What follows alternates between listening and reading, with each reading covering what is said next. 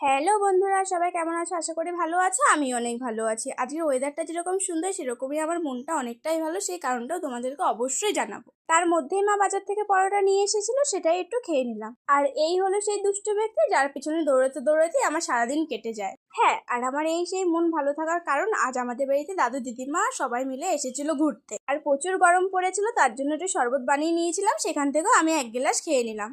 শরবত বানানোর পরেই এসে দেখি যে এই কাণ্ড। তোমাদেরকে বলেছিলাম যে দুষ্টু, তা তোমরা নিজেরাই দেখে নাও কেমন দুষ্টু ও। স্নান করে উঠে অল্প কটা ভাত খেয়ে নিয়েছিলাম। ঘুম থেকে উঠে একটু মাঠে চলে গেছিলাম, আর যা প্রচুর মেঘ করেছিল, প্রচুর হাওয়াও দিচ্ছিল, ওখানে বসার মতন পরিস্থিতিই ছিল না। তারপরে বাড়ি এসে একটু সন্ধ্যাবেলায় দেখে আরো খারাপ অবস্থা।